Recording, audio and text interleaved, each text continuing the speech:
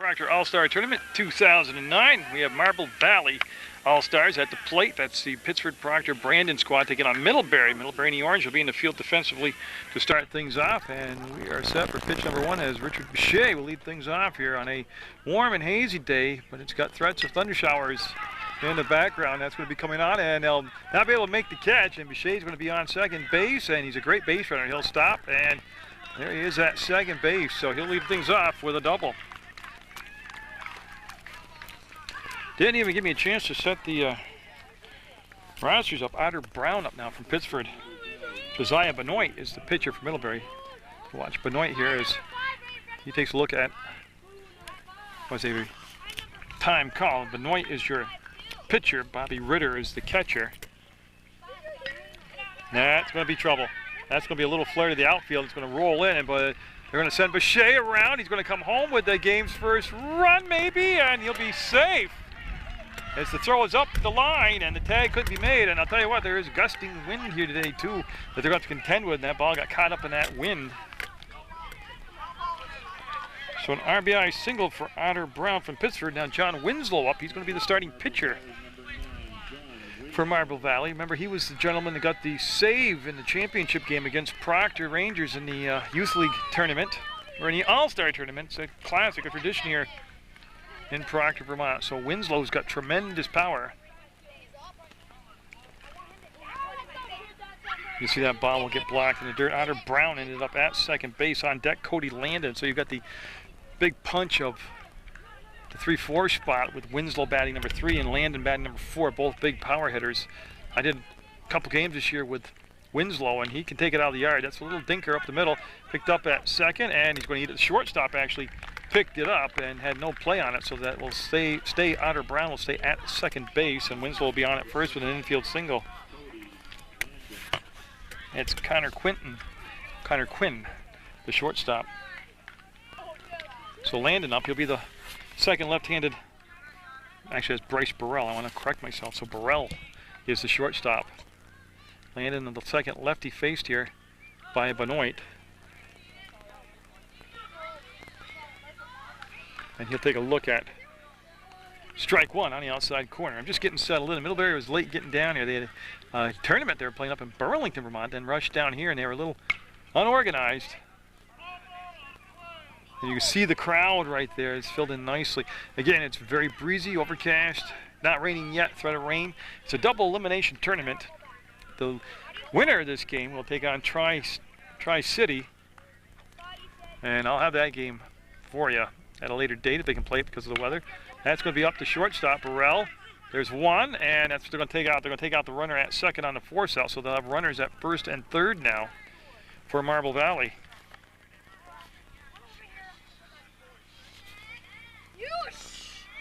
That's a fielder's choice for Landon. Zach McLaren up. Remember Zach McLaren from the Pittsford Royal squad, the team that won the tournament championship. He was the winning pitcher in game number 1. Remember, that was a double elimination game championship. He had to win 2 out of 3. And he had a good arm, and he did some nice pitching. He's got power to hit, too, so McLaren up. It's 1-0. Marble Valley with the lead over Middlebury, top of the first. And the runner, Landon, will go down, not draw the throw, and he'll be safe at second base. As they reset that bag as it was taken off its mark, I'll tell you that Perry DiLorenzo is at first base defensively. Connor Quinn is at second. Bryce Burrell's a shortstop. Nathan Lalonde is at third. Bobby Ritter's the catcher. Josiah Benoit is the pitcher. Elliot Abbott in the left field. Cullen Hathaway in center. And Ben Biette is your right fielder. And that's going to be slicing foul over the fence. So a long strike, and we'll have McLaren come back now.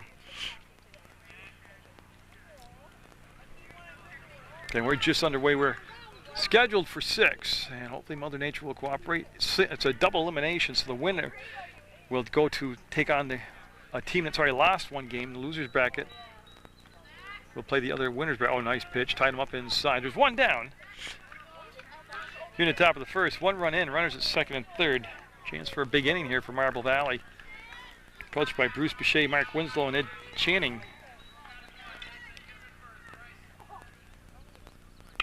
And that's a shot. That's a shot to base hit. It's going to score at least 2 runs. He'll turn, and there comes the second run in, and Landon will not draw the throw, and 2 RBIs on that single. As either Brown will score, Landon will score, and McLaren makes it 3-0 now. Carson Leary up from Brandon. Now, I haven't had a chance to watch Carson play yet. He's a good size young man, and he's in there, and he'll take that one. Good eye right there. They'll be high for a ball 1. Yeah, they picked players from Pittsford, Proctor, and Brandon. Came up with the Marble Valley All-Stars. And Benoit looking in, sees the target set, and Williams, the catcher, wants it inside corner. And great pitch. Pulled the string on it and got him out ahead of it. And long way to go, long way to go. Middlebury looking for that second out, or throw a double play ball here. And that will, tickle the outside corner for strike 2. So he's got the table set for a strikeout on Leary. Shane Protovansky on deck from Proctor, Vermont. And that time was outside the dirt. A great job by the catcher, Bobby Ritter. I called him Williams by mistake. It's Ritter that made the good play.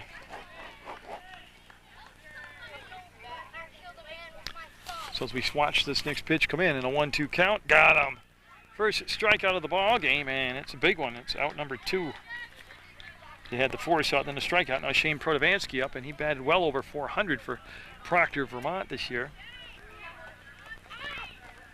And they don't want to bat out of order. They want to get the right guy up there. Yeah, there's some confusion. A lot of coaches talking, and no, Protovansky's all set. He's got that familiar number 8 on his jersey that he wore during the regular season for Proctor. A very versatile player, very gifted player. He pitches, he catches, plays catcher position. That's where he'll be today. Seen him at shortstop, second base, hit the ball extremely well. So yeah, an up-and-coming name, and to remember in high school baseball, he gets old enough. That's going to be through the hole, and that's going to travel into right field. Now it'll be first and second out. So Protovansky showing you his stuff right there. That's an all-star swing he had. Yeah, when I look through this roster lineup here for Marble Valley, I mean, it's just, there's no soft spot in it. Graham Whitney up now. He's the 8th batter to come to the plate. He's a Brandon player. He's a center fielder.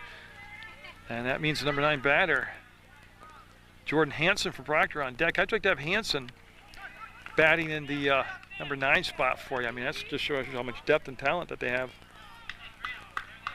That's Coach Winslow over there at third base. Again, this was the equivalent of the Glossic basketball tournament, except in baseball. Teams from all over the area. There's Ticonderoga, Whitehall's here. I mean, there's all kinds of good talent. These are your future high school stars you see in play right here. Very, very good competition. So there's 2 down, 3 in, 2 on, top of the first. Marble Valley at the plate. Middlebury out there in those very familiar Middlebury orange uniforms. They have orange for everything. That's into the backstop for a swinging strike by Whitney, Graham Whitney. Had a good rip at that ball. You can see Ritter, the catcher, heading over to pick it up. Again, you're watching Munger Vision on PEGTV. You can also not only watch us on channel 15 on your Comcast cable, but you can also watch us on the internet at PEGTV.com. Click video on demand. It's all free. You can just click on what game you want. Oh, nice swing. Got him. And that's going to be strike 2. Had him way out in front of that pitch. So he's got 2 strikes. Chance to take care of the inning right here himself is Benoit, the pitcher. See what he wants to throw here. He'll come in and I believe, yeah, it's going to be foul and out of play. So we'll stay with the 2 strikes in the count. Runners will just head back.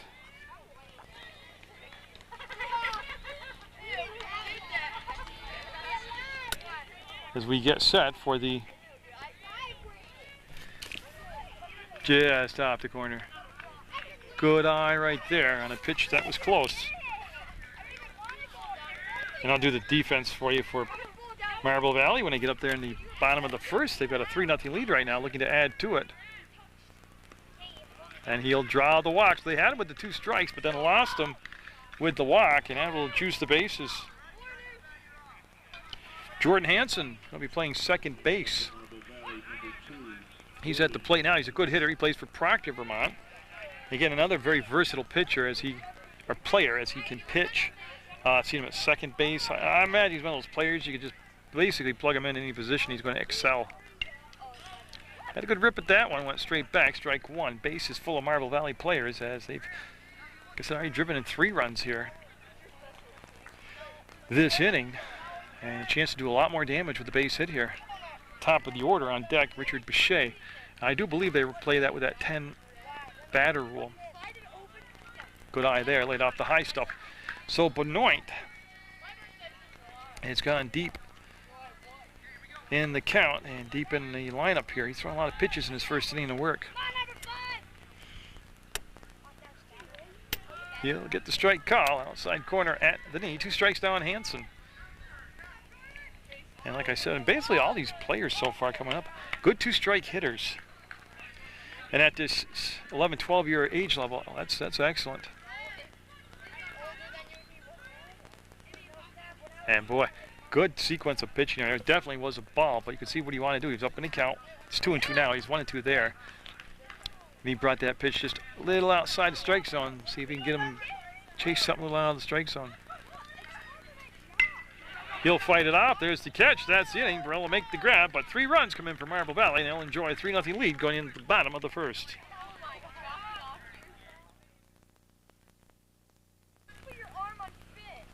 Cullen Hathaway looks at John Winslow's first pitch for strike 1. As we're in the bottom of the first. Winslow's second pitch going to be outside. Protovansky's your catcher out there. I mentioned that to you. Good catcher, good defensive catcher.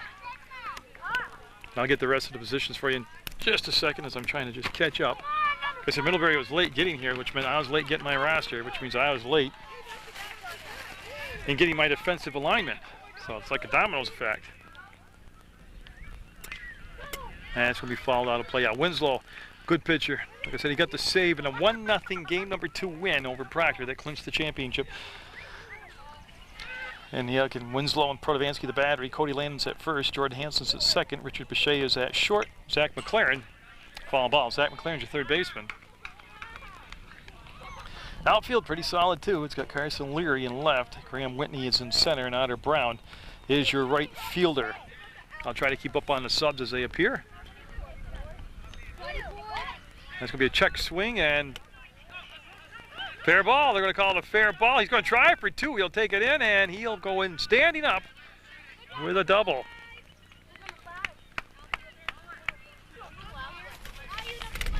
Yeah, so a leadoff double for Cullen Hathaway. Now Josiah Bennett. Oh no, let's do that again. Josiah Benoit, the pitcher, up. And Middlebury trying to respond to those 3 runs. Marble Valley got that's up the middle, and oh, look at the range by Bichet. The throw in the dirt, and Landon going to have him. Nice play by Landon and by Bichet. As you could see, the range there by Bichet from shortstop behind second base, and then Landon with a good grab. Runner does go to third base. Now Perry DiLorenzo, the first baseman, up. DiLorenzo. Watched him in the warm-ups. Good-looking player. Coming from that left side, he's got some size. He can probably leave the yard. He'll not be able to hold up, and Winslow will be up in the count. No balls and 1 strike. They put the shift on now defensively. They have everybody go toward that first baseline, that right field line. That one high and got away. Protovansky chases it down, flips it back to the pitcher, Winslow, and the runner stayed at third very wisely.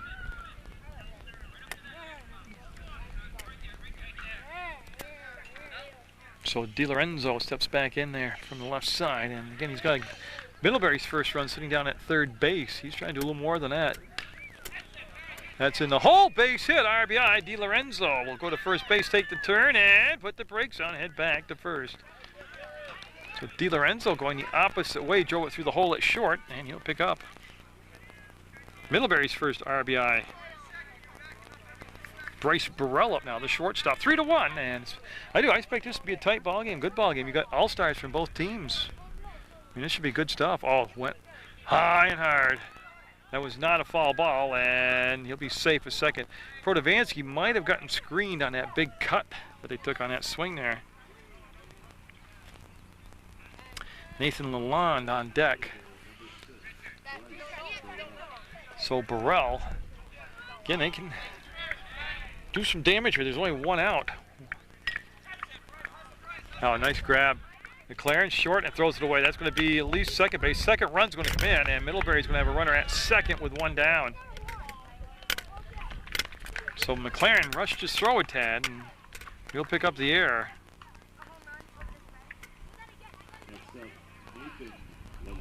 Now Nathan Lalonde, the third baseman, up. Could be a little jitters. You know, seriously, you know, all-star game, big crowd here. So Lalonde settles in and off the fist, and Boucher can't get it. It's going to drop in. It'll be picked up, and he's going to score. As you can see, the fielder had a little problem finding the handle on the ball, but Middlebury, just like that, has got this thing all tied up. So Bobby Ritter now up. Ritter, catcher. Middlebury just the one out, and Winslow. That's going to be foul and out of play.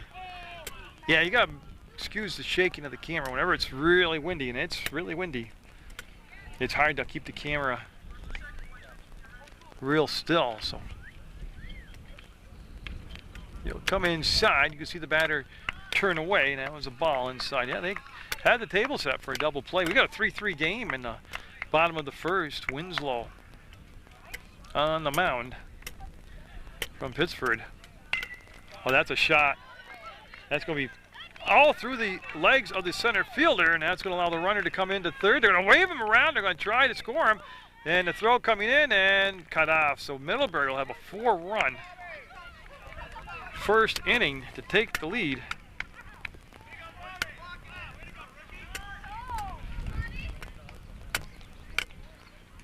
Now Connor Quinn up, the second baseman.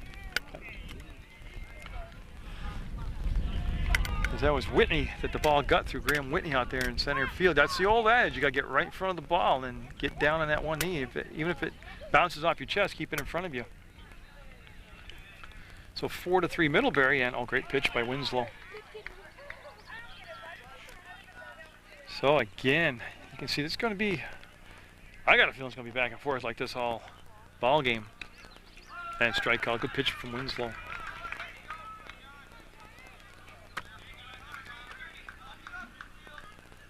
So Winslow again to the plate, and got him. That's the second out. You see the smoke coming across the field from the concession stand. That's never a good sign. It smells good though. It smells like burgers on the grill. I'm losing vision of the players here through the smoke. Elliot Abbott up, the number 8 batter. So they've got 8 batters deep here.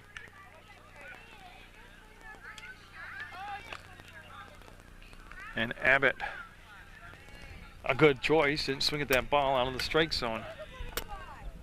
Munger Vision and PEGTV, Channel 15 Sports, your leader in local sports coverage without a doubt. We'll have more American Legion Post 31 baseball action for you coming up, as long as Mother Nature cooperates. That's going to be out of play over the dugout down the first baseline and out of play. So again, Winslow trying to end the inning right here and keep the damage where it is at 4-3 Middlebury.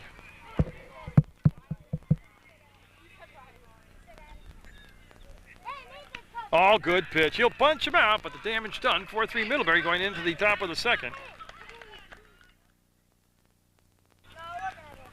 So the umpire getting set for inning number 2. Richard Boucher up. He had a double and scored back in the first inning. 7 runs combined by the 2 teams in the first inning. Kind of baseball I like to watch. A lot of things happening. And that's going to be another base hit as that goes through Burrell's glove at short, and you can see Boucher, who's always a threat to steal on any count here down at first base. So he's having a 2-for-2 tournament. Otter Brown up, he had a single and an RBI, and he also scored a run. So Otter had a very productive first inning. We're only in the second. Get your calculators out. It's going to be a lot of scoring here. Get that one right through the shortstop Bryce Burrell tried to play it off the backhand and just didn't get in position.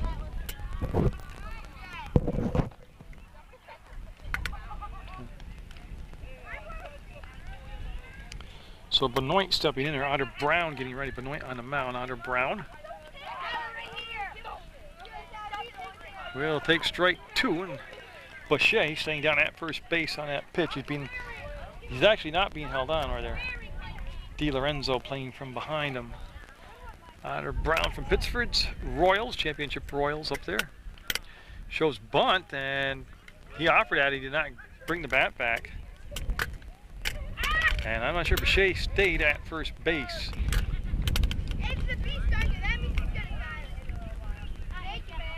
So interesting call there into the count. He went to the bunt. And that's going to be enough to get Boucher down to second base. Yeah, there he is. And you see the quick action there as the base pops off. And Boucher will double duty here as a player and as a groundskeeper.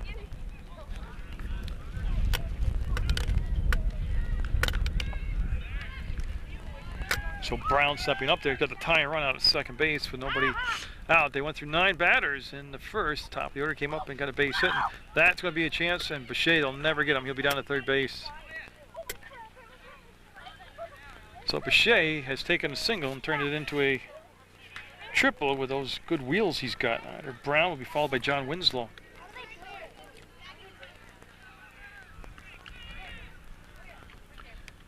So Otter Brown awaits, and good pitch. Came right down on top of the pitch. Came right over the top with it. Stayed right on top of it. That'll be his second strikeout of the ball game. First out of the inning. John Winslow up. He had a single. Winslow, like I said, I've seen him take the ball out of the yard on a couple occasions this year. Very, very strong hitter. Talked to his older brother Jim Winslow earlier before the game. He was helping out with the tournament. Oh, that's a shot. That's a shot, and that's going to be gone. You couldn't see it, but Winslow just cleared center field. A 2-run homer for John Winslow will give Marble Valley back the lead. That's his dad at third base coaching the game. The high fives, and he'll make it 5-4. I just don't have enough quickness in the camera to follow it, but that's not a very unusual thing right there for Mr. Winslow to do.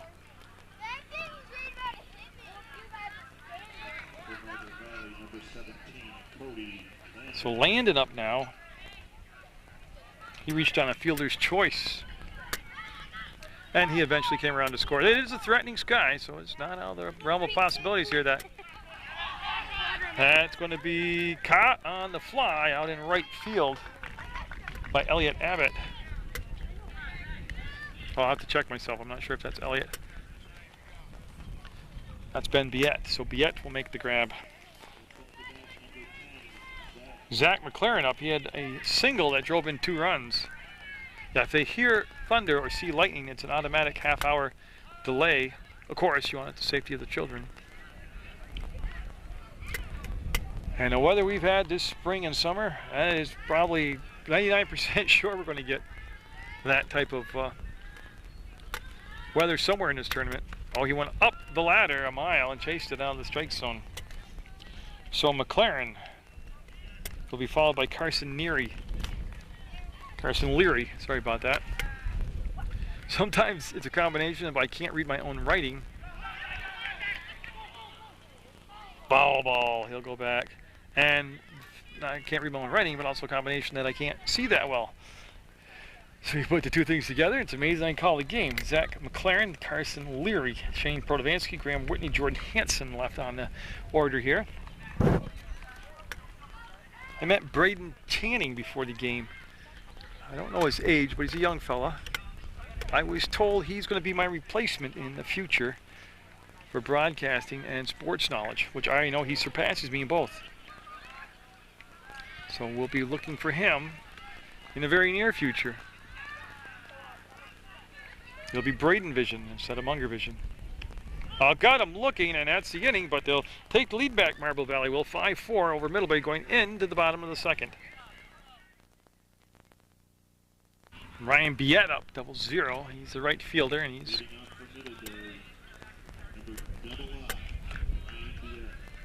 Biet getting his first swing, which means he's the number 9 batter. Top of the order on deck, and that's going to be, I missed it. Caught at third base. I apologize for that. I thought it was going to go over the head, but it was grabbed by McLaren at third base. Again, sorry about that. That's pretty shoddy camera work. So McLaren with a good grab will make the out. Now Cullen Hathaway up. He had a double and scored a run back in the first. Middlebury now going through their second time here. Winslow will miss outside. Winslow with 2 strikeouts. Those came at the end of the first inning. He struck out back-to-back batters for the inning, and that's behind tight for a ball. No, that last play, not to make excuses for my camera, but my camera worked. I was following Bichet. He reacted, and I thought I was going to go through the hole at short, and it was grabbed by McLaren. I don't know, you might accidentally see that I got it in the background of the play, totally unintentional. Everything looking the same out there with John Winslow on the mound, Shane Protovansky the catcher, Cody Landon's at first, Jordan Hansen's at second, Richard Bichet's at shortstop, Zach McLaren's at third. I'll set the outfield for you in just a pitch here. That's got a chance to be gone. That's off the fence. You see it picked up and going to get into the cutoff. Bichet comes out to meet it, runs it in, and that is a long, hard double. That would have bounced off the wall at Fenway.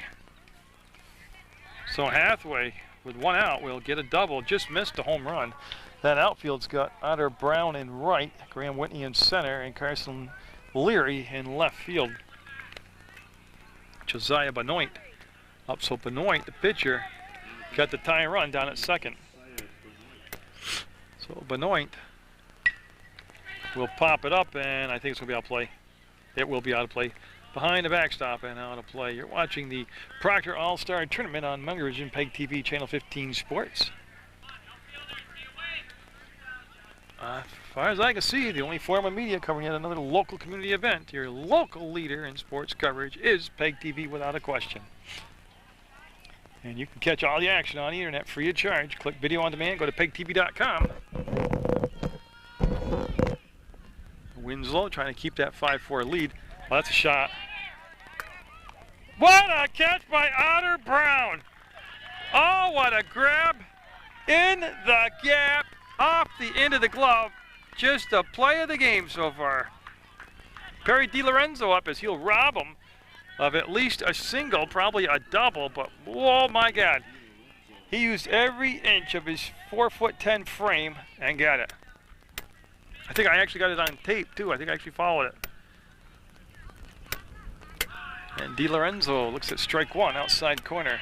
The left-handing hitting DiLorenzo had a single and an RBI and scored a run. So he had a very productive first at bat. Getting a second look here at Winslow. Oh, that's great action. That's great. That's got to be that 2-seamer down and away from DiLorenzo, a left-handed hitter. So we're still 5-4 because of Otter Brown's great play in the outfield. Good stuff. Oh, look at Protovansky. It's like a Hoover vacuum cleaner back there as he sucked that one up, and the runner could not advance. From second to third on a wild pitch.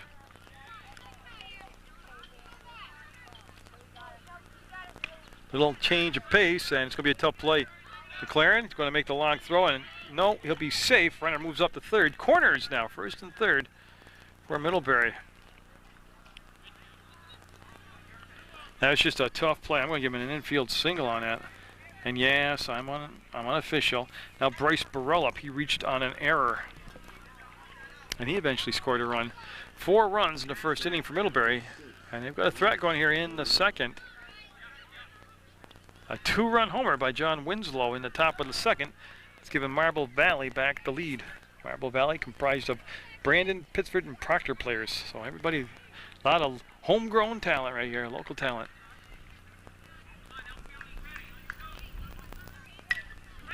Oh, that could be it. Protovansky locates it, grabs it. Big out. See Protovansky pick it up, but good gloves out there out of Brown, and we'll stay 5-4. Marble Valley with the lead. We're going to be looking at Carson Leary, Shane Protovansky, Graham Whitney up. Yeah, Leary's been up once, and that was a strikeout, and Benoit will start him off with a foul tip strike. That's Ritter behind the plate. DiLorenzo stays at first, Quinn's at second, Burrell's your shortstop, Lalonde at third, Abbott, Hathaway, and Biet the outfield. Middlebury trailed 3-0 after half inning of play, took a 4-3 lead, and then on a 2-run homer by John Winslow, Marble Valley recaptured the lead at 5-4. As you see in the bottom of the second, Middlebury had a threat going but couldn't deliver the big hit when they needed it, and they stranded a couple runners. And we'll go to the third inning, 5-4, Marble Valley. If you're watching the Proctor All-Star Tournament, oh, great pitch. You talk about having him fooled. He had him ducking back out of the way, and that thing just floated back in gently and hit the corner, and that'll be out number one. Now Protovansky up. He had a single and a stolen base back in the first inning. It's Protovansky, the catcher, today started the ball game. Like I said, he can pretty much play anywhere you plug him in. He's been a pitcher, played second base, played short, played third, and batted over 400 in the regular season. Actually, in the first part of the championship series, in game number 1, he had 5 RBIs against Pittsford. Pittsford won that first game 10-5 and then took the clincher at 1-0. And they won the Proctor Youth League, or Marble Valley League Championship. Protovansky waits the pitch from Benoit, and that'll be strike at the belt. In Middlebury, in their very familiar orange uniforms. If you ever follow their high school sports, they're all clad in orange and black. Obviously, they started at this age level also. And it'll be a strike at the knee. So he's worked him above the belt and at the knee. He's been moving that ball around as Ritter, the catcher's got chased down that strike. Got away from him off the heel of the glove. And yeah, see the strap on the leg guard, shin guards of the catcher. He's got to get resituated. There they go. So Protovansky was a very good 2-strike hitter up there with a 1-2 count, and that's going to be down to second base, slow dribbler, and they're going to dive to the bag. It's actually DiLorenzo, the first baseman. Good range in the hole at second. Will pick it up and dive onto the bag and get the out. So nothing routine about that play. Now Graham Whitney up, or Graham Whitney due up. Looks like we got a substitution in there.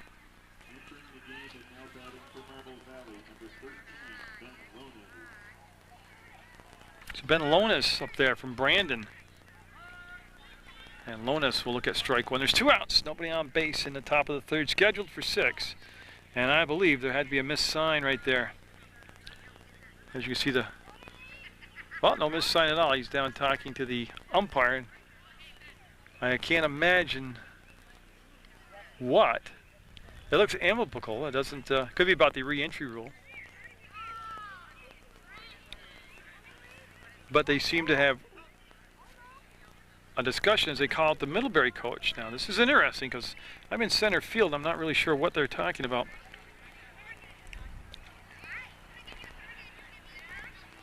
And the way he's pointing to field positions, it could be about the re-entry defensively in the next half inning. As it's a pretty calm but very lengthy discussion. Oh no, actually it's something that the infielders were doing to distract the batters. Huh? I know when I played, and that was a long time ago at this age level. Our coach never had to shut up. We would chat it up on the infield constantly. Move all around defensively, going behind the runners, but swing and a miss. That's the inning, and that is the first 1-2-3 inning of the ball game, and they pitch a shutout, and it's going to stay 5-4. Marble Valley with the lead. Defensive changes for Marble Valley. Lalonde up, Nathan Lalonde up. He had a RBI single back in the first. Galonis is in center field now for Marble Valley, and we have a change in left field, and I'll get to that after this pitch as Winslow with a long look in. And he'll nail the corner for a strike. 1-1 the count. Is Ben Lonis is in center field, and Hunter Birchmore is the left fielder. It looks like Otter Brown stays in right field. Strike two. The infield stays intact with McLaren on the hard corner. Boucher at shortstop, Hansen at second, and Landon at first. Protovansky behind the dish, and he'll tie him up inside and get the big swing and a miss there. So Winslow looking to copy his counterpart and get out of this with a 1-2-3 inning. He had a shutout last inning. He didn't allow a score, didn't allow a run to come in. He had runners at the corners and left them there. Got 2 strikeouts in the ball game. That came back in the first inning. Back-to-back strikeouts. And that'll be a walk. So that leadoff batter, Lalonde, will be on base via the walk. Now Bobby Ritter up. He had a single. So he's got a 1-for-1 day going on. Yeah, it's 5-4 in the bottom of the third, and so we're scheduled for 6. The only thing I can see going to hold us up could be Mother Nature, as there is, you can just get that feel from that warm breeze, that warm summer breeze, that there's a thunder shower coming. There's some rain coming in very shortly. And I was asked if I wanted my little shade tent put up. When I first got here, it was sunny and nice, and I was like, nah, forget it, I don't need it. Now I'm looking at it thinking, oh boy, going to get wet. So with Ritter at the plate, that means Connor Quinn's the on-deck batter.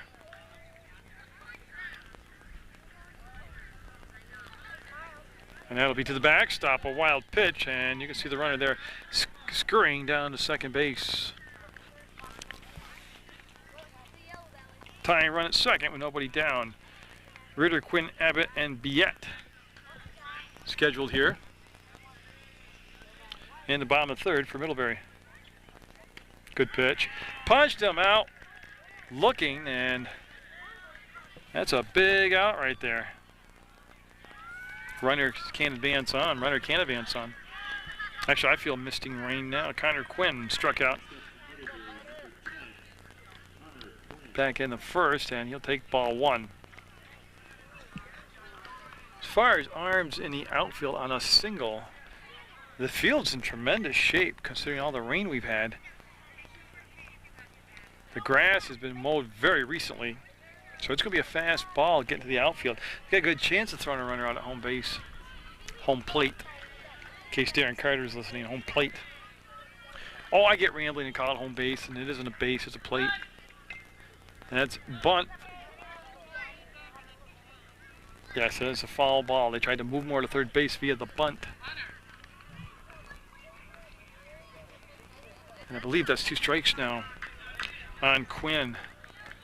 Winslow to the motion, to the plate, off the fist, and nope, it's on top of the fence and out of play. Yeah, I remind you every week, but summer's getting short now. Get out Friday nights to downtown Rutland. Friday Night Live. I had Proctor's Caitlin Canty there last night. Oh, what a set along she had. Great singer. So, went up the ladder, high fastball, elevated, and got him swinging. So 4 strikeouts now, 2 down, and Elliot Abbott up. He struck out back in the first. Oh yeah, but they have free music acts down at the Friday Night Live. Starts at 6 o'clock and goes to 10. And they've had some tremendous musicians down there. And Caitlin Canty, one of them, oh man, could she sing. She had a great band. She had Adam Falco on lead guitar. And not only was he playing his strings hot, he was on my show back when he was a Proctor Ranger baseball player. Now he's a big-time musician. That's a foul ball bunt attempt. Curious at that, with 2 down, trying to bunt the runner over. Ryan Biette will be on deck if Abbott can extend the inning. Winslow. Good pitch, boy. Right on that outside corner, but also a good job by the batter right there, getting his bat on the ball to stay alive and not get caught looking at strike 3.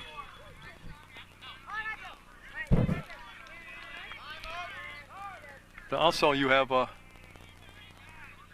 besides Friday Night Live, you've got Castleton with their concert series. Oh, that's a shot to center field. Lonas will pick it up, and they're going to send him home. He hesitated coming around, and he's going to be safe. He just beat the throw. We're tied at 5. good throw from the relay in, but just a base hit, just an RBI. So we'll be tied at 5 as Lalonde will score.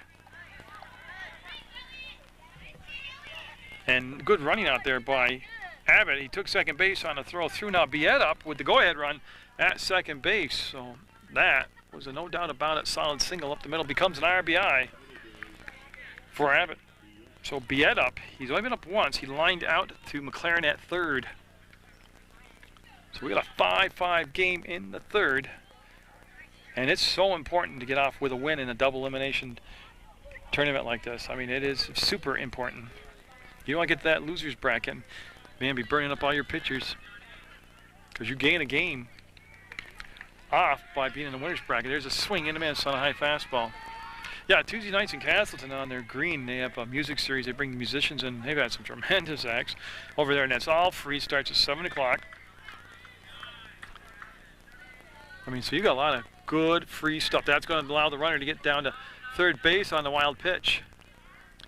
Yeah, a lot of good free stuff going on around the area. Now, people sit at home and go, oh, there's just nothing to do. You got to be kidding me. There's so much to do. I think it's Wednesday nights. Rutland up in the park with the gazebo on Main Street. They have musical acts. They had Rick Reddington up there this past week. Now, it's either Wednesday or Thursday. But double check. It'll be in the Rutland Herald. But you know, Rick's a tremendous musician. He was up there and again, just good stuff. All free. Bring a chair, sit down in the park, listen to some good local music. They had Dwayne Carlton scheduled, but he got rained out. I don't know if they're going to reschedule him. Dwayne's a hot number to listen to. Not this time. He won't chase the high fastballs. We have the top of the order on deck behind Biet, Cullen, and Hathaway. So there's all kinds, starting with Friday Night Live, of good free stuff to go do in the area. Plus there's post 31 baseball action. You go right down to beautiful St. Peter's Field. No charge. Get in there, and good seating, and you watch some pretty darn good baseball action. That is going to be out of play. Now, plus, Vermont, we don't get a lot of credit for having rivers, streams, and lakes, but you know, not like Minnesota, the land of 10,000 lakes, stuff like that. But we got some beautiful spots for kayaking. Oh, if you've never done it, it's great exercise. You can see the nature, get some workout, get some exercise, catch some rays. Boy, you had a rip at that. I'll tell you what, Biet liked that pitch. He was right on it, followed it straight back. But no, if Vermont, I think, should be known for many, many choices of kayaking. If you're just a recreationalist and want to go on a pond or a lake, there's some cool rivers. We're just, you know, not class 5. There's a strikeout, the inning. We'll have a 5-5 game. Big K right there. As they get out of the inning, we'll go to the 4th, tied at 5. Jordan Hansen going to get things started here for Marble Valley in the top of the 4th. Yeah, you notice the bunt. I like that. Early in the count, he's going to be safe. Yeah, that's just a tremendous bunt. He deadened the ball. They were playing deep at the corners, and then the pitcher slipped down Benoit. And I like that early in the inning, early in the count. I'm a big advocate of the bunt.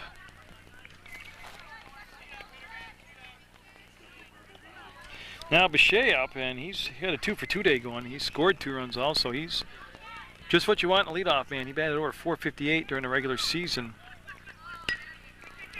And boy, that's going to be through the hole at third base. Runners at first and second. So in a 5-5 game, the 4th inning, scheduled for 6, is very big and very pivotal. So Bechet, 3 for 3 today. And his Otter Brown up. He has singled and struck out. He has an RBI, and he scored a run. And he's got the defensive play of the game so far with that great catch out in right field. There it is, a little small ball. That's going to get the runners to second and third. To throw to first, got him as Brown wipes out going across the base, and he's going to be okay. Yeah, he got the job done. He sacrifices people over second and third with less than 1 out now. Or with 1 out, less than 2 outs, I mean.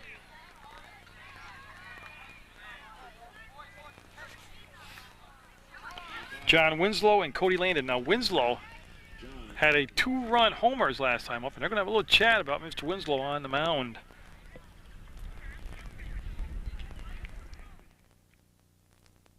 I know the rules, but I don't. I know when I coached back a long time ago in the City League, you could not intentionally walk people, and I don't think you should be allowed to walk people at this age level. And right there, it didn't look like he was trying to nibble. He went right after him, attacked him, so he threw him inside. Could have been location they were talking about. Inside, jam him up so he can't extend those arms and get that swing is out. That's going to beat into the dirt and foul. Now, his swing, now Winslow, he doesn't swing. It's not, the home runs don't go out of the park because he's swinging so hard. I mean, he's got a hard swing naturally, but he's not overswinging. He's got very sweet mechanics to watch. Somebody's really worked with him well. You know, he gets his hips open, gets the arms extended, level swing, got quick hands through the strike zone. That's all his mechanics. Look at that, he'll go up and he'll get it through the hole. That's going to score at least one. They're going to send Boucher home with the second run coming in, and he's going to be safe. And you see Winslow take second base. A lot of action going on that play. He'll get 2 more RBIs. He'll break the tie.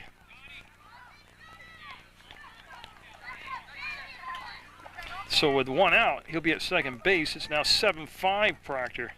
So Winslow with 4 RBIs so far in the ballgame, 3 for 3, including a 2-run homer. Now, I don't know if this is how it's going to unfold, but Cody Landon, the big left-handed pitcher, warming up for... Well, he's at the plate, but he was warming up just a second ago. He gets that out there, he gets it out there, and that's going to roll to the fence. That's going to score a run. Landon's going to have at least a double, and that's where he's going to stay. So the big lefty goes opposite field, and he will drive in a run, and he'll have a double and an RBI.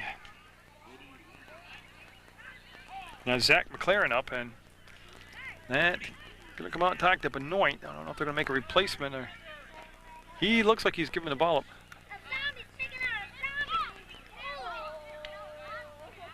Well, a lot going on here. The umpire talking now.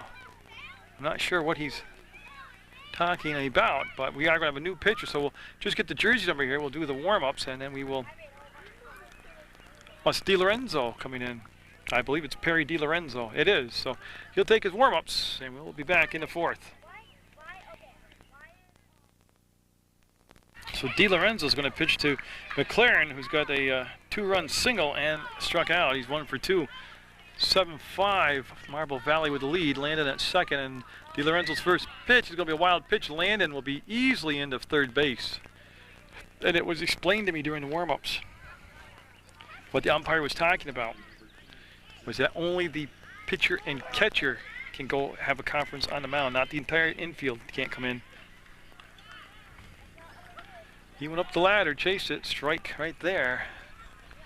That was one of those pitches around the eyeballs that they just can't lay off there. Everybody likes to go high on those. Carson Leary due up next, but I got a feeling we're going to see one of the defensive replacements come in and get their swings.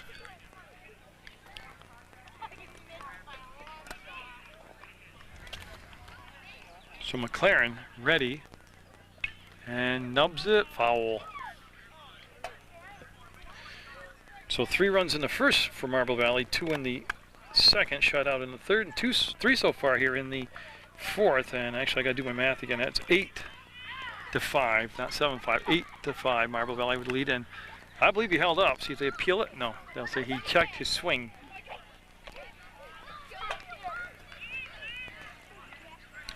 So McLaren ready, big righty, and that's going to be a swing and a miss. He'll strike out, and yeah, he'll head back to the dugout, and that's the second out.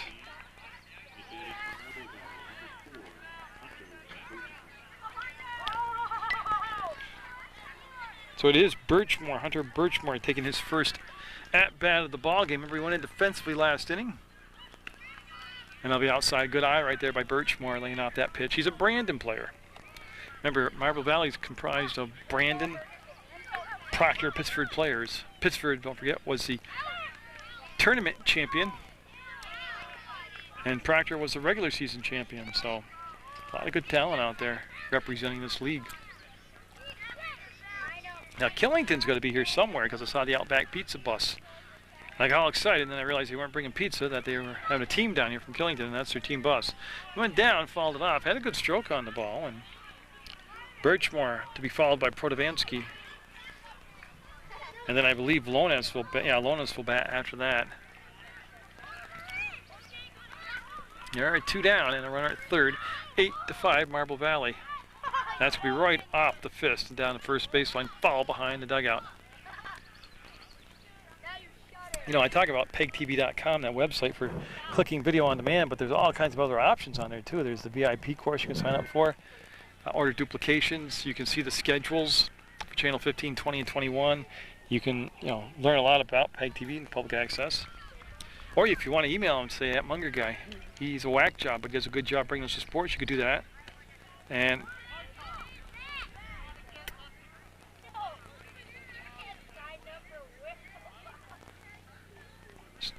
okay, so they're going to say an illegal pitch, that the batter was not in the box, I believe is what he's saying. I'm not confident. I think the umpire's done a wonderful job. But I thought you had to call timeout. As far as throwing the pitch, you can throw the pitch, and that'll just miss, and you can see check swing called there. Ritter, the catcher, able to find the ball, and it is sprinkling now. And gusting winds. So I'm not sure what the umpire looking down to the Middlebury dugout. A lot of side stories going on here. Now they're going to talk to the batter. So Birchmore chatting with the third base coach. Got a 2-strike count. Protovansky on deck. 3 runs are in. It's 8-5 Marble Valley. And we're trying to squeeze this in between showers. Went high and ball 4. Landon can steal. He's coming home, and there it is. That is not a dead ball, and that is a smart heads-up play. Now you can see the runner trying to draw the throw. He'll go back, so the run will come in with Cody Landon on a well-executed delayed steal. 9-5, and now Protovansky up. Well, I tell you, people think on a walk everything just relaxes and everything's, you know, dead. It isn't. That's a live ball. Protovansky is 1 for 2. He's singled and grounded out, and that's going to be. Yeah, you see Birchmore get down to second base, take the turn, and yeah, he's going to stay at second base, so he'll move up to second.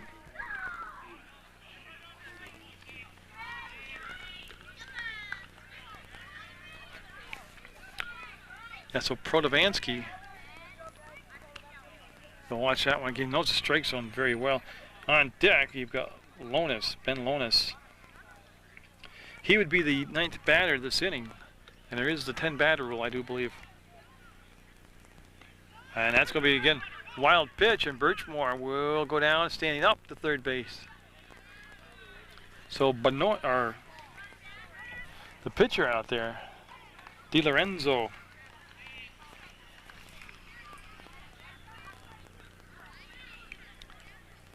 is set. Missed high. That'll be a walk. He'll have first and third, and this time they were very aware of the runner down at third base. So the 9th batter of the inning, Ben Lonis, up. He's been up just once. He came in defensively last inning. He had a he came in for Graham Whitney. Whitney had walked. Lonis struck out in his only appearance. So the Brandon center fielder will, they're going to throw down, and he'll be safe, and the run scores. So the delayed steal, making sure they threw down, will bring in the 5th run, making it 10-5, and they're going to talk. See, now I'm not sure. Everybody looked like they waited long enough. I mean, you can. I wonder if they're asking if he left early, Protovansky. I love that style of baseball, that aggressive running. They're going to discuss it with the home base umpire. The only thing I can imagine is they're saying he left early. But Protovansky's a great kid. I don't think he'd do that.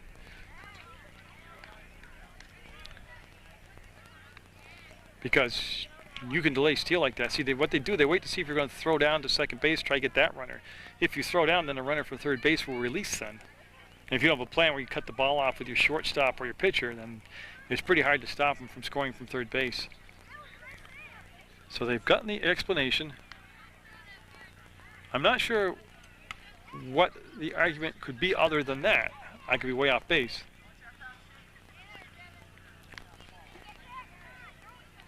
It's not a dead ball when they throw down and the runner's safe at second. I don't know if that's could be coming into the discussion. It's definitely not a dead ball. But we've had a big inning here for Marble Valley. They have scored 5 runs to take a 10-5 lead. And it's become a long inning with some discussions. So as they talk about it, unless they start a fist fight, I'll just fade down. If they start fighting, I'll come back. Into a physical fist fight, but there were some hard feelings expressed out there, and I don't know what the like I said, I'm not sure. I'm like conjecturing. But the umpire, the field umpire, finally just told the coach from Middlebury, that's enough. I think somebody's going to get tossed out. It's a warning.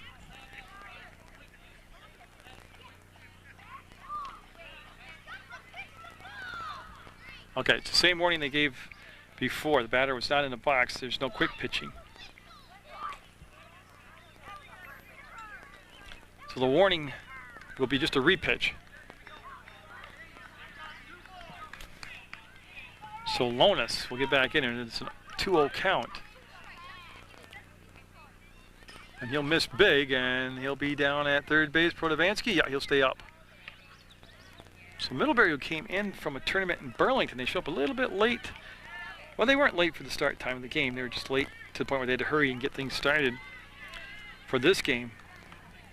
But they're looking a little frustrated out there right now. And there is a strike. So we've had a couple quick pitch warnings. We've had a discussion on some base running. But the big number is the 10-5 score that Marble Valley's got the lead. Great pitch. As DiLorenzo will set it right in there and get the count with 2 strikes now, looking for that third out of the inning. This is the 9th batter to come to the plate. Good pitch. He will strike him out, and that's it. Big inning now, 10-5. Marble Valley with the lead going to the bottom of the 4th. So there is a new pitcher, Cody Landon, the big lefty out there, trying to go the 4th, 5th, and 6th. And he's going to be looking at Colin Hathaway, top of the order. Hathaway with 2 doubles in the ballgame, 2 for 2, and he has swung on mighty bat out there, and that'll be outside for a ball. We've got some defensive changes too. John Winslow has gone from the pitching position to shortstop now. Jordan Hansen's moved over to third base. These are defensive changes. Richard Bechet has gone to second, and McLaren has moved over to first. There's a swing and a miss. And Otter Brown stays out in right field. Ben Lonis is in center field, and Birchmore is in left. Protovansky's still the catcher, and we're in the bottom of the 4th. 10-5. Marble Valley with the lead over Middlebury. Middlebury at the plate in those orange uniforms. That's just off the plate. Landon came on during the season for Proctor and became quite an effective pitcher. He's got some size to him, plus he brings the ball to you from the left side, so he gives you a different look and different spin on the ball. Doesn't hurt himself with walks either. He's usually right around the plate, and that will be a little bit low there, and Protovansky will retrieve it. A 5-run top of the 4th has propelled Marble Valley into the 10-5 lead. And I don't have the complete line on Winslow, but he had 5 strikeouts in the ballgame. He gave up 4 runs in the first and then limited Middlebury to just 1 run over the last 2 innings. So he got stronger, Winslow did, as the game went along. I know they have to really keep track of their innings pitched here, because I don't have the rules for the tournament in front of me, but I know it's X number of innings and they want to keep as many arms available. Well, Landon with a good pitch strikes him out to start off his tour of duty. So they'll retire Hathaway for the first time, as he had doubled twice before. Now Josiah Benoit up. Benoit's grounded out to shortstop and flied out to right. He's got an 0 for 2 day going, and Benoit, see if he'll come out and be pitching the 5th inning for Middlebury. Well, no, he got taken out of the game. So we're going to see if they come back out with DiLorenzo. That's going to be a... Yeah, see the glove came off. The catcher's interference called on Protovansky, and that will give the first base to Benoit.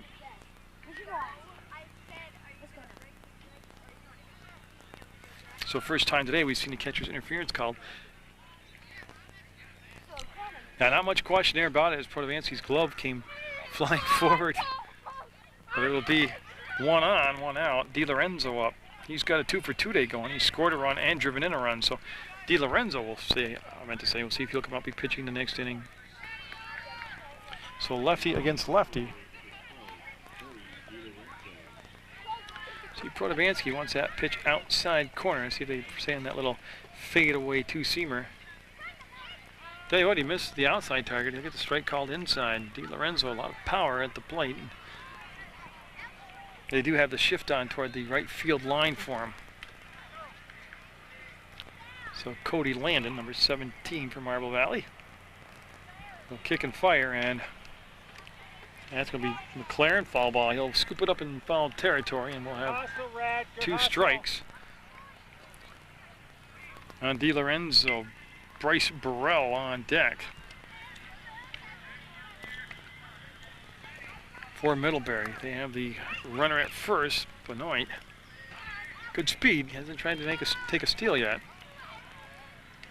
And yet a lot of those runs that could be a double play. No, it's going to be a base hit, and Lones will get the ball in center field and quickly scoop it up. And there's Lones right there. It's Middlebury with something happening here. They have 2 on with just the 1 out. A lot of the runs scored by Marble Valley was doing a large part to their running game, not just straight steals, but taking the extra base on throws that missed the cutoff, and when they threw up on the bag trying to get the lead runner, the trail runner would take the extra base, plus their straight steals also. It'll be high, and Protovansky will go up and make the grab. Thank you, sir.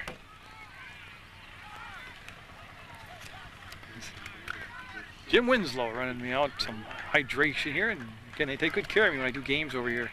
Bob Protovansky, Jim Winslow, Braden Channing, appreciate all the effort and everything. All great pitch. Kept it outside corner, had him up ahead of it. Burrell has reached on an error and popped up in foul territory. The catcher, Protovansky. But Middlebury trying to respond to those 5 runs that they gave up at the top of this inning. They've got a good chance right here with first and second, just 1 out.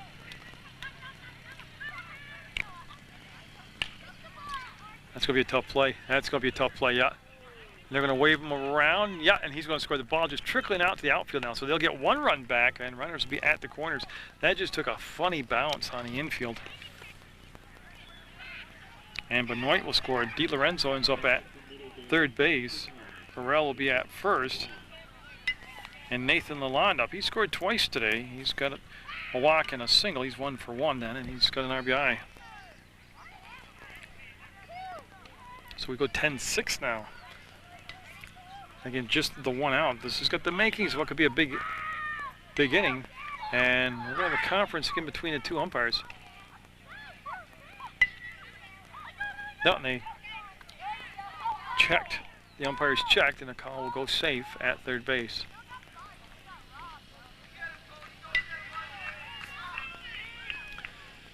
So Landon, after starting this inning off with a strikeout. Well, that's hit on a drive. Oh, that's a great shot. That's coming to the gap.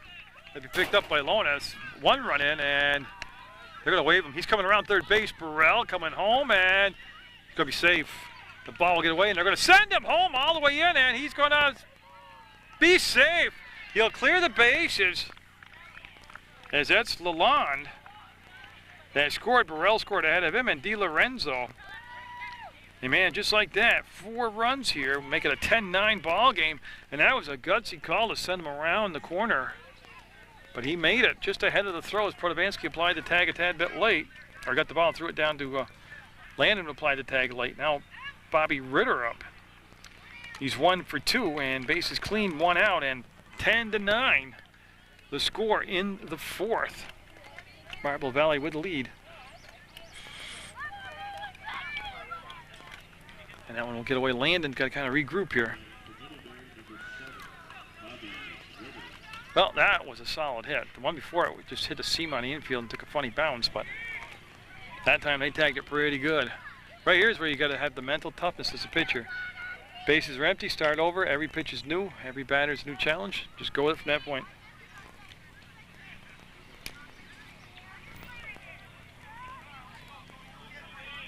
So Landon And Marble Valley, tell you this, I knew this was going to be a high-scoring game.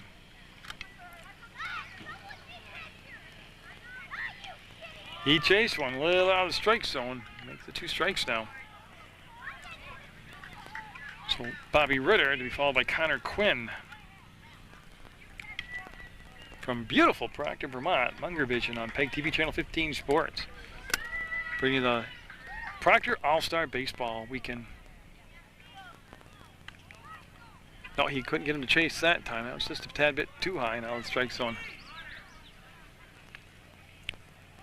Again, Landon just trying to settle in, find his rhythm. He'll look in again. Protovansky looking inside on the target. Foul tip, just got a piece of it to stay alive.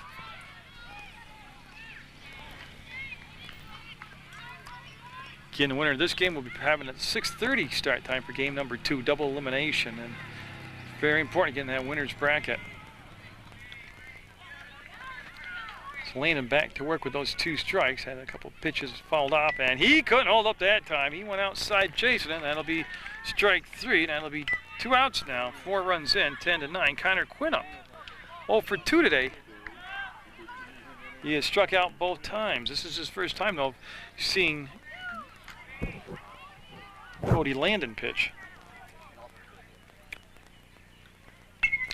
And I don't think that's going to be playable. McLaren going after it, and it's caught, but outside the fence by a spectator, and that'll be a foul ball strike. So in the top of the 4th, Marble Valley scored 5 runs. Seem to have found their game, and now here in the bottom of the 4th, Middlebury responding with 4 runs of their own. They have a 10-9 score. Too far outside this time. They'll leave the count out at 1 ball, 1 strike. And they had Winslow start, pitch the first 3 innings. He had 5 strikeouts. Landon's come on. He's recorded 2 strikeouts, 7 for the ball game for Marble Valley. I'm wondering who we'll see in the game number 2 for the pitching. And Boucher will flip it, and it's out. And the damage done. 10-9. Marble Valley with the lead. We go to the 5th inning of play on Munger Vision. Jordan Hansen then the top of the order with Boucher and Brown due up. As it is DiLorenzo going back to work on the mound. There's a bunt attempt, stays in fair territory. They'll never get him. Not great bunt. Hansen with an excellent bunt. That's a college style bunt right there. I'd say pro, but they don't bunt enough in the major league. So I don't know why they didn't get these other fields going. You know what I mean? Crazy. We better since 9.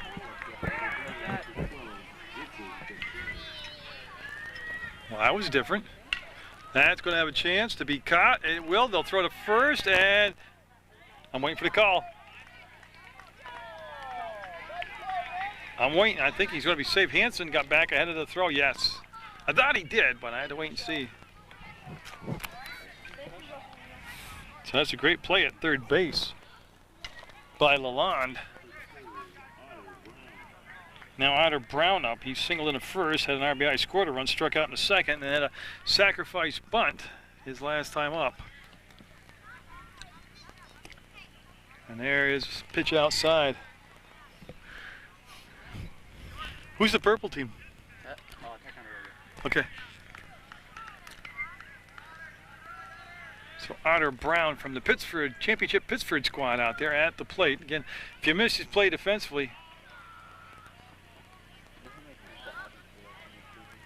I'm trying to figure out why that's not a... He squared the bunt and the pitcher stopped. I don't hear anybody call time. I don't know why it's not a balk.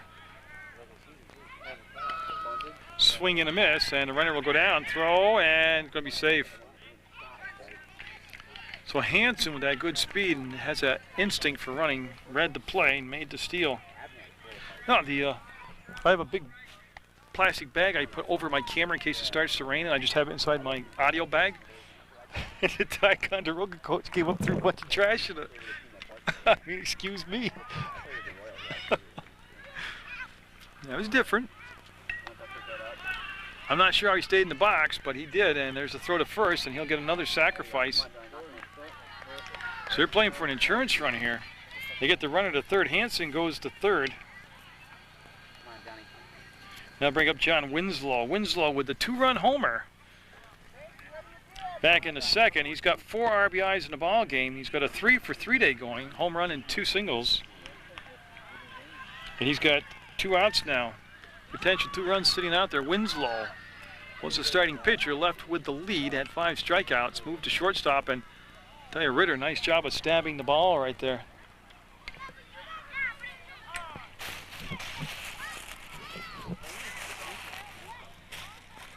There, I took all the garbage out of my bag. Jeez. Some things just amaze me, some people. That had to be one of them. So Winslow set. Again, threatening skies here for rain coming. Weather permitting, and no, there'll be a second game today by Marble Valley at 6:30. It's just a matter of will they be in a winner's bracket or a loser's bracket, but I will, like I said, weather permitting, I'll be here for that. My little tent that they use for me looking pretty sad right now as far as keeping me dry. They're going to get that shin strap back on those leg protectors. 2 down, 10-9, Marble Valley with the lead in the top of the 5th. Again to the backstop, and they elect to hold the runner, Hanson at third base. It's a couple pitches got to the backstop, and they didn't pull the trigger on releasing the runner. And I know they don't want to take the bat out of Winslow's hands because he's potentially a home run staying up every time he and he'll take that one inside corner, step out, take a look down at third base, get the sign flash to him. It's DiLorenzo. Trying to work out a little jam here in the 5th. And foul tip, runner can't go. He might have taken one right there out of the strike zone.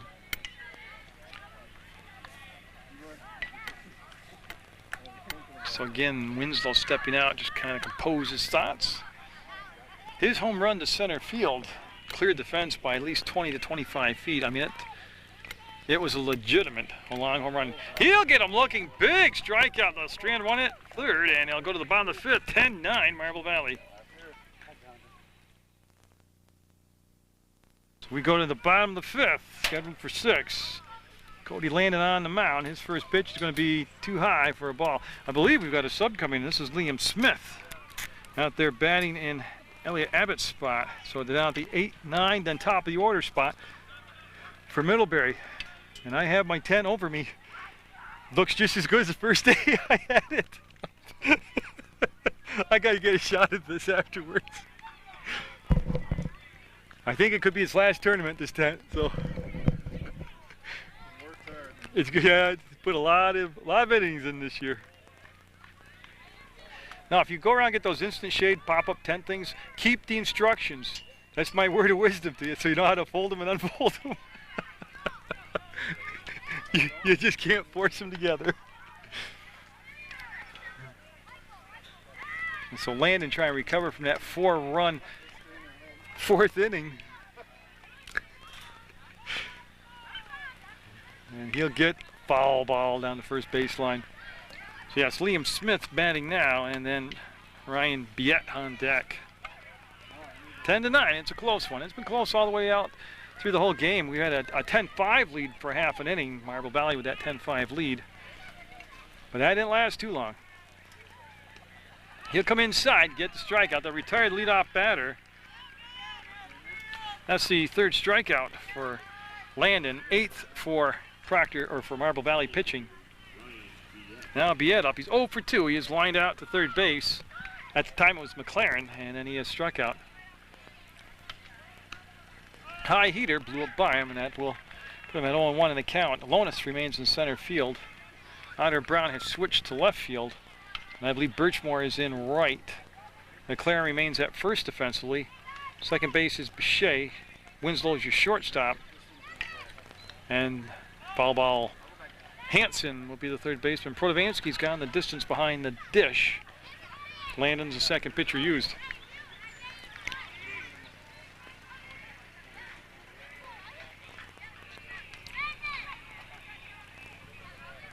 Long look in. See, Protovansky wants that inside corner. That's where he's got the target set. Oh, they missed the target. Got the results they wanted. They'll strike him out. back-to-back strikeouts. That brings him to 4 for the ball game now. On top of the order, Cullen Hathaway up.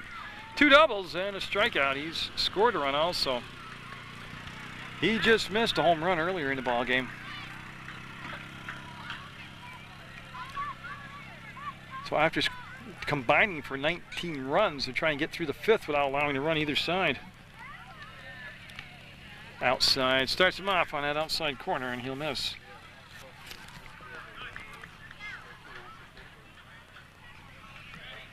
So Landon looking for a 1-2-3 inning.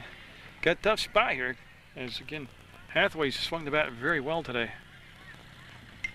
And that's fouled off from the umpire's mask and back, and he seems to be okay. Like I said, the strike zone's been very good, very consistent today. Portavansky going to chat with one of the coaches on the Marble Valley side. And maybe it's about the sequencing of pitches or the targets. Portavansky, an excellent catcher, a good general out there. He'll go back behind the dish now.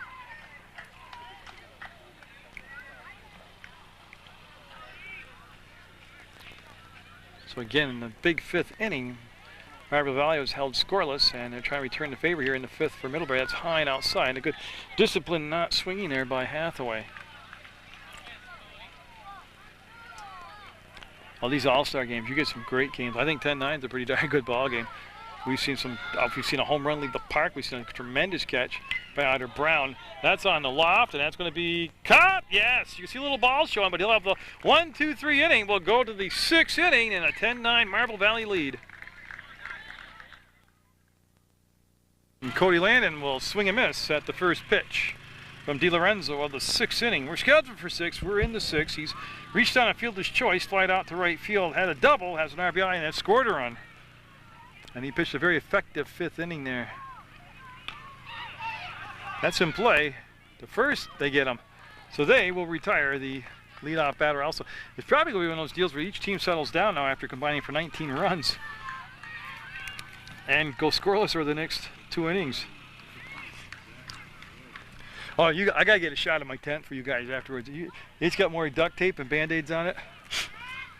Zach McLaren up. He's driven in 2 runs with a single. He struck out his last 2 times, but he's set, and the pitch coming underneath it and over the backstop, out of play. Game number 1 for me at the Proctor All-Star Tournament. Middlebury and Marble Valley in a dandy 10-9 in the 6th. Marble Valley, I'd love to get an insurance run or 2 here in the, just off the corner by DiLorenzo. Just did miss. Tried to tickle that outside corner.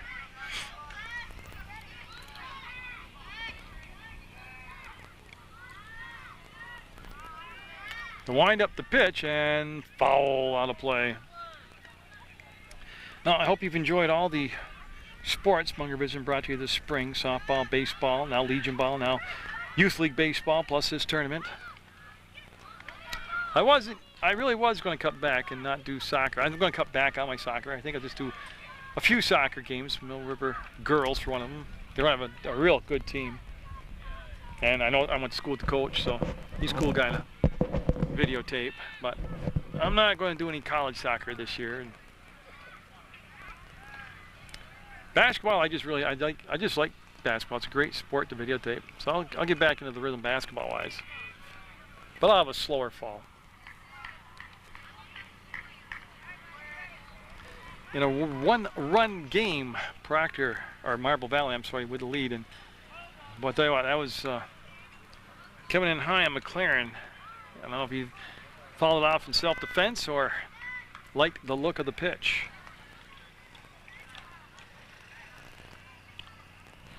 In any event, we'll stay with 2 strikes, says DiLorenzo.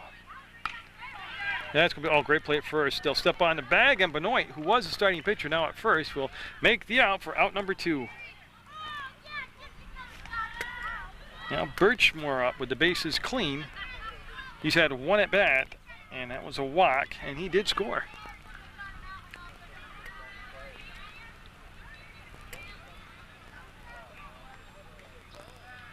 And the pitch coming high for a ball.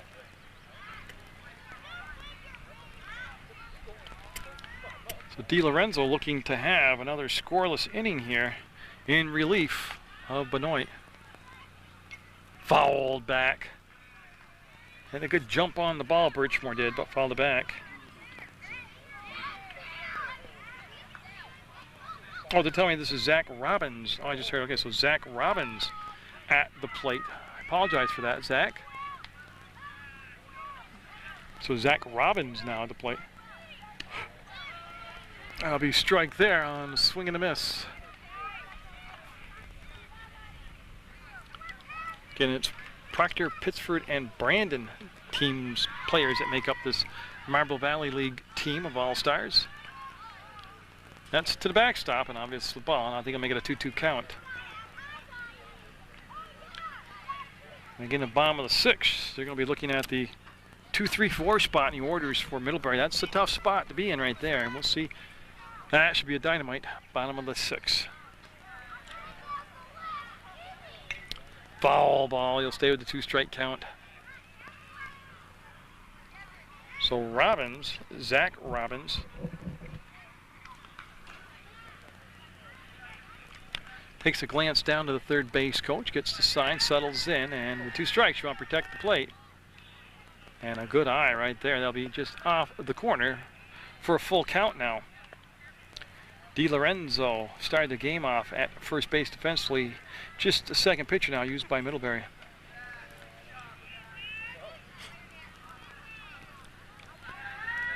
He's set, he fires. He got him! We'll go to the bottom of the 6th in a 1-run game, 10-9, Marble Valley. And trying to get the save here. Well, I gotta go back and check my bookwork. He could be going for the win right here. He'll throw a ball. He's trying to hold on and get the win for his team. He's going to look at Josiah Benoit, Perry DiLorenzo, and Bryce Burrell. Right in the heart of the order here. 10-9. Each team having a big 5th inning. Or 4th inning, I'm sorry. 5 runs in the 4th for Marble Valley. 4 runs in the 4th for Middlebury. And that's popped up on the infield and dropped by Hansen, and he'll be safe. So they'll start the inning off with a mistake, and that'll allow Middlebury to get the tying run at first.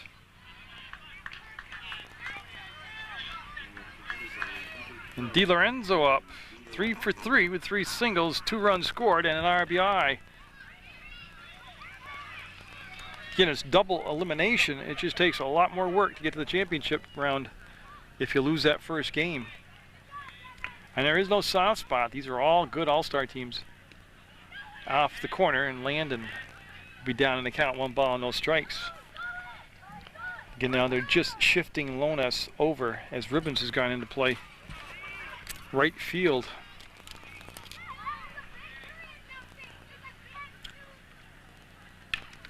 That could be played by McLaren to first. He'll get the out. The runner, you can see the tying run move down to second base. So Benoit goes to second. Now Bryce Burrell up. He's reached on air. He's popped up to Protovansky, the catcher, and he has singled. He's got an RBI, and he has scored 2 runs.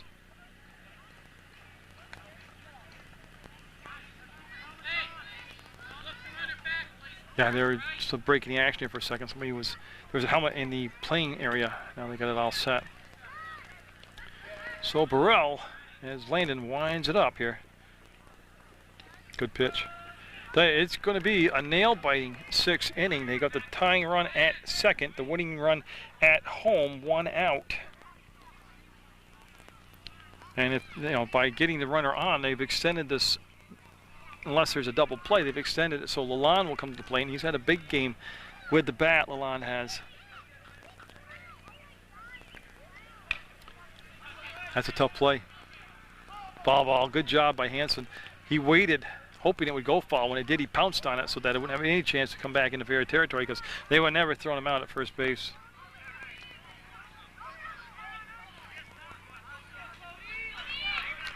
So he's got 2 strikes on Burrell.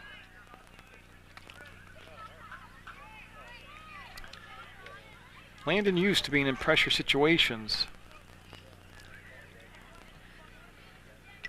Foul tip, and just got away from Protovansky. That will give him another life. So Burrell will stay in there with 2 strikes.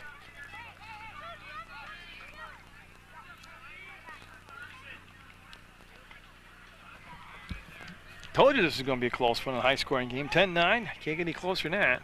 High-scoring. 10 runs, 9 runs. That's pretty darn high-scoring. Landon looks. He's set. Pitch on the way. Oh, that's going to be a base hit. That's going to be a base hit, and Lones will get it, bring it in, and they're going to hold the runner at third base. Good job by Lones to get to the ball, keep it in front of him, and then quickly get it into cutoff. So Lalonde up now. He scored 3 runs today. And tell you what, if Landon's got a strikeout in him, he'd love to get it right here. He's got 1 down, and that error to the first batter has got the tying run at third, winning run at first.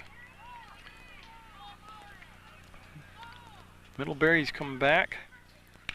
That's off the fist. That's going to be over the top of Winslow. The game will be tied, and now just little flares hitting the right spot. We got a 10-10 ball game.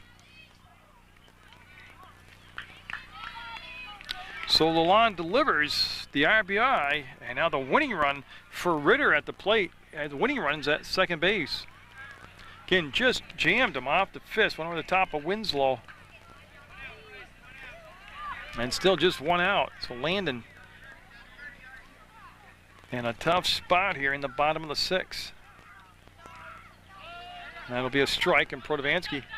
Well, I'll tell you, they wanted the runner. They wanted Burrell to release from second and go to third, and he didn't do it. The coach at third base did a good job of controlling himself, but he just about did a jumping jack right out of the park right there when he didn't go to third base. Strike right there. 10-10 in the 6th. Extra innings possibility. Dramatic win in the bottom of the 6th possibility.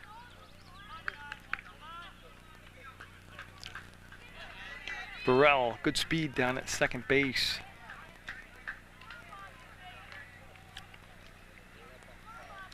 Landon into the windup.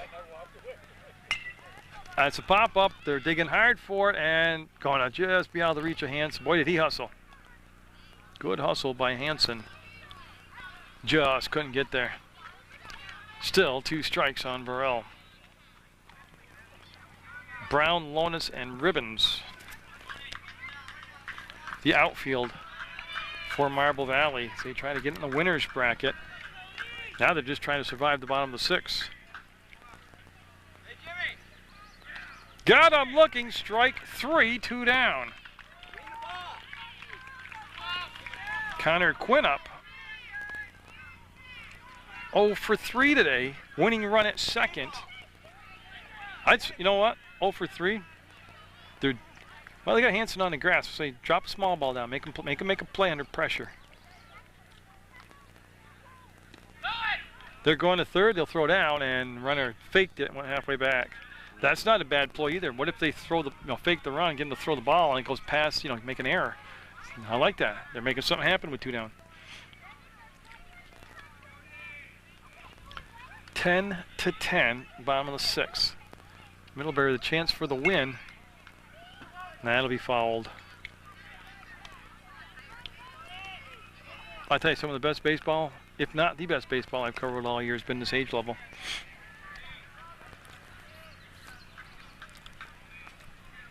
If they survive and get out of this inning, it'll be interesting to see how the pitching unfolds for both teams. Because they count those innings right up, man.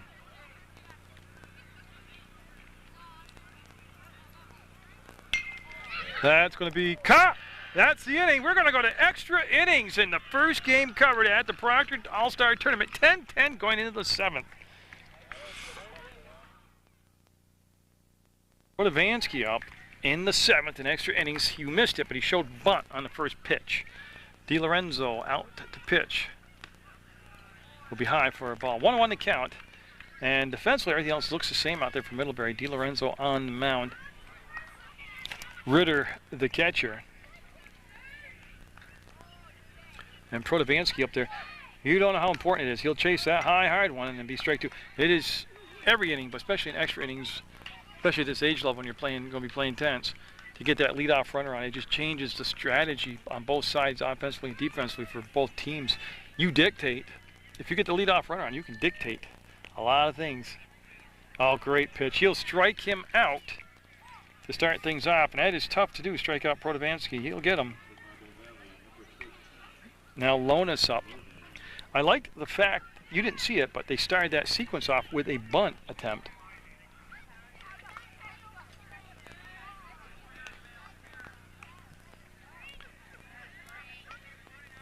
That's going to be obviously a ball to the backstop.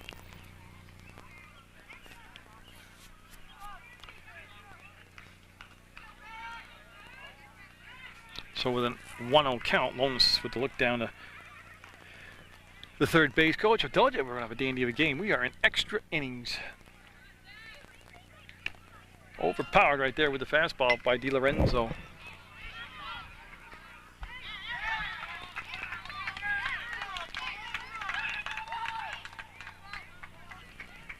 Big pitch coming up here. Lonis digs in from the right side, and he'll chase it up and down the strike zone for strike 2. Yeah, those are hard at any age level. And even in softball, I watch a lot of games. Those are tough ones to lay off from. And that's going to be a base hit for Lonis. He'll get the ball in there. Base hit for Lonis, and he will go back. And now, watch the strategy unfold. I don't think you small ball him over. See if they go with a straight stealer.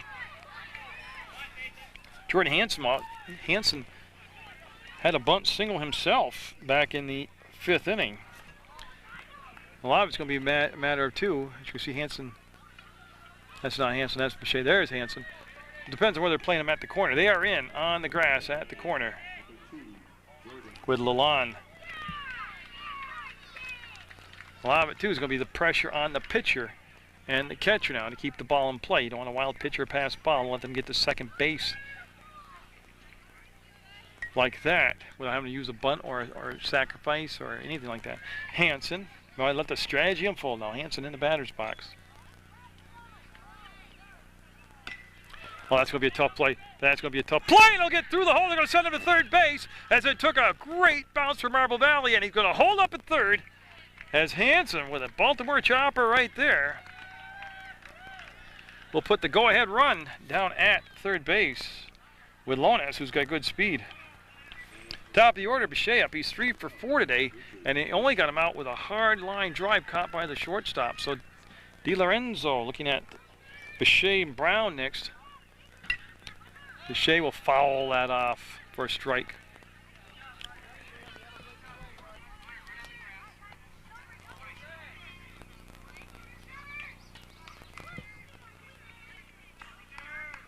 Tense moment here in the 7th. We're in extra innings. Winner goes on. A great stop by Ritter. Boy, put a bookmark right there. That is a huge stop by the catcher. Those little things like that just I don't think they get appreciated enough. Boucher with a chance to drive in the go-ahead run. And gonna do it! That's his 4th hit of the day. There's the go-ahead run. You see Hansen stop at second. And there was no doubt about that as he gets his 4th hit. Collects an RBI. Keeps things going. 11-10 now. Marble Valley's Otter Brown up. He's laid down a couple beautiful sacrifices today.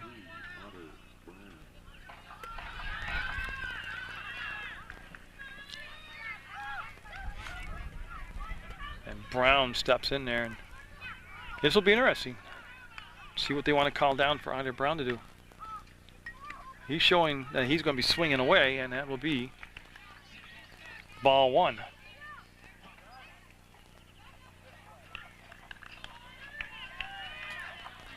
So Otter Brown, like I said, made a huge play defensively. You know, you got to go all the way back to that inning that he made that play early in the ball game.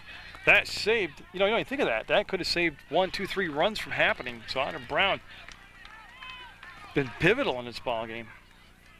Now he's got a chance with an 11-10 lead in the 7th to do even more of a cushion. He shows bunt and pulled it back and strike call. I think it was nothing to do with his bat. I think it was a strike on the outside corner, regardless if he swung or not. I'll tell you, there's a big crowd here for this game, and they are getting treated to a tremendous ball game from the umpires to the coaches to these players. Good stop, but that one got away from DiLorenzo.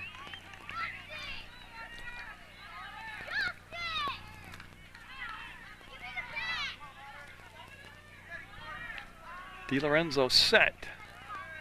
The pitch. Right there. No, you caught it outside. DiLorenzo with a long look in. On a borderline pitch. DiLorenzo going to take a little walk after that one. Oh, he wanted that one bad. Otter Brown. Good eye there. That will juice the bases.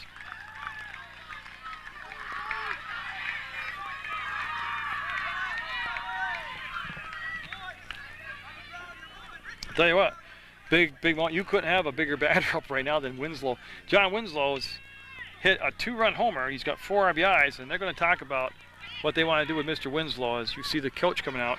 Talk to DiLorenzo. The way the new pitcher, and boy, what an unenviable task he takes over. He's got the bases loaded and John Winslow up. Winslow, he's going for the fences. He'll miss that first pitch. Strike one. Bases juiced with 1 out, 1 run in. 11-10 the score, and Marble Valley with the lead. Hathaway to the windup. Base hit will go through the hole at short. You see him waving in Boucher for the second run of this sequence, and he'll score. Winslow delivers yet another big blow. He has 6 RBIs in the ball game.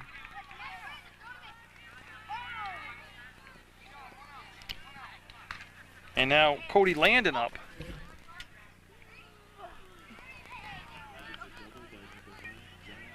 Yeah, so Winslow 6 RBIs in the ball game.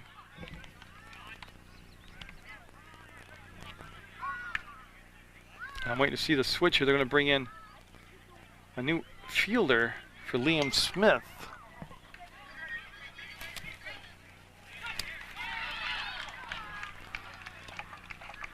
So they wanted to get a change out there. They wanted to get Abbott back in the ball game defensively, and they've done that. So Landon up now.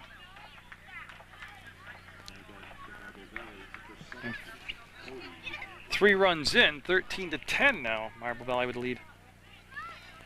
Yeah, and I got to believe, going with the crowd here, Little League game, he just kicked him out. Yeah, they talked to the commissioner. See Darren Carter right there. And Coach DiLorenzo's been agitated all game, and he just told the umpire to read the rule book. And he has been ejected from the ball game. Yeah, and he'll leave the playing area. In a 13-10 ball game in the top of the 7th, extra innings. See, what I missed was that the fielder, Smith, had been injured. I missed that whole thing because I was watching the runners. They let him substitute a player for him, and then everything went to pieces. Well, I think that's my first ejection of the year. It's like a technical foul in basketball. That's embarrassing at this age level. I can understand the emotion in the game. There's a base hit. Yes! They're going to score another run, and yeah, they're going to send Winslow home, and he will come in with the 5th run of the 7th. So Cody Landon doing some damage there with that swing. He'll drive in a couple. Now Zach McLaren up.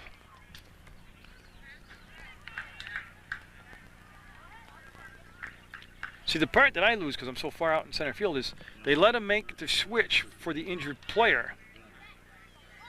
And I don't know what agitated him after that point. It's that's a high pitch he went after, McLaren did. It's an emotional game. People think baseball's relaxed, laid back, watching paint dry, but it isn't. I mean, it's a thinking man's game. There's strategy. You hustle. You play hard. And of course, you got emotion in it.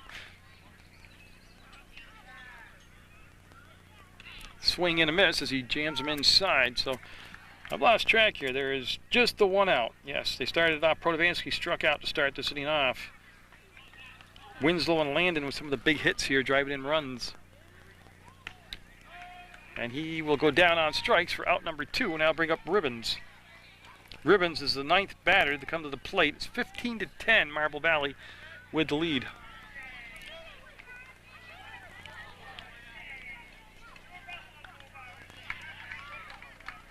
And that's a little high out of the strike zone.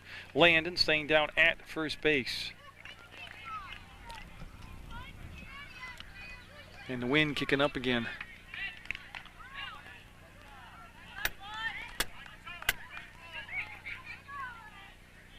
Ribbons came in a couple innings ago defensively. Fastball and the runner goes, throw coming down, and he's going to be safe. The bag will explode off its stand as Landon will hit it. He'll have a stolen base. Nice throw down there by Ritter. No, I'm not getting on the coach's case. No, because I don't know what was said and what he was upset over. And it is a passionate game, and he could be protecting his players. I'm not sure. All I'm saying, what I'm watching is he got to make the change player-wise.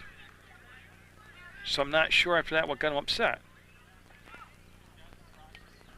I did clearly hear him speak loud enough to tell the umpire you should read the rules, which you can't do that to the umpire, not expect you're not going to get kicked out. Strikes him out, big inning, 5 runs in. We'll go to the bottom of the 7th for the chance for Marble Valley to win it. They're up 15-10. Okay, so I got some clarification on that ejection.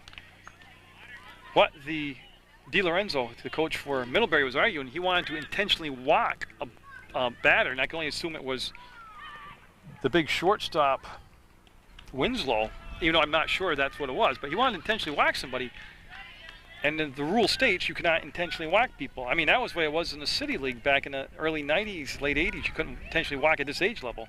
You don't want to take the bat out of players' hands at this age level. It's a developmental league. And that's what he argued over, and that's when he wanted to know how many more rules Proctor or Vermont or this league made up, and then he told the umpire he should read the rule book.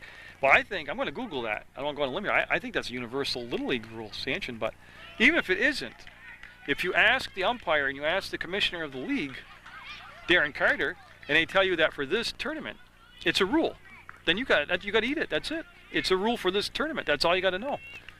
And once you're told that, you don't keep going on. I mean, he should have got kicked out now. And he'll go down. Landon will strike him out. Just 2 outs away from getting a hard-fought win here. Game's gone into extra innings. It's 15-10 Marble Valley. And they did start Landon for this next inning, which will push him to 4 innings pitched now. And I'll check with Darren about the pitching rule. I know that puts him into a different category as far as he can't pitch the second 6:30 game. He can't pitch in it. But yeah, it was all about wanting to intentionally whack an 11-year-old. The rule states in this tournament that you cannot intentionally whack people. At that point, he could have just instructed his pitcher to pitch carefully, one of those unintentional, intentional whacks. Well, that's a foul ball. He flirted with an ejection earlier in the game, DiLorenzo did, not agreeing with a call. Yeah, I mean, I do so many sporting events. Take basketball for an example. There are so many different rules for each basketball tournament. You as the coach have to know the rules. That's going to be popped up and on play. The Rutland City Rec League tournament, you cannot play a zone defense. You cannot press man-to-man until I think there's 2 minutes left in a ball game or in each half. Then you go to the Glossic tournament, same age group, same teams basically. And they play completely different rules. You can press the whole time. But that's where it's up to the coach to know what the rule is. Same thing for this baseball tournament. You should have known that rule before you started as a coach. I'm sure it was available to you to know that.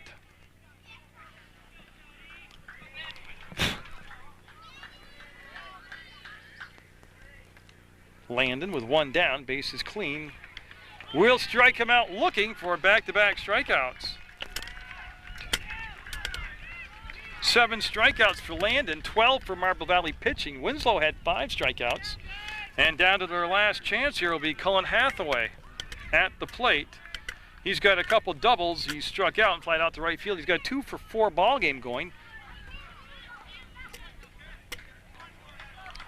As Landon set, the big lefty on the mound. Here he'll come up shy, and Protovansky's gone the distance behind the dish. He's done a good job catching here. They want to adjust the defense. They want Lonis to shade toward the right field line, thinking that he won't be able to pull the ball off from Landon, and he'll be out the corner again for a ball.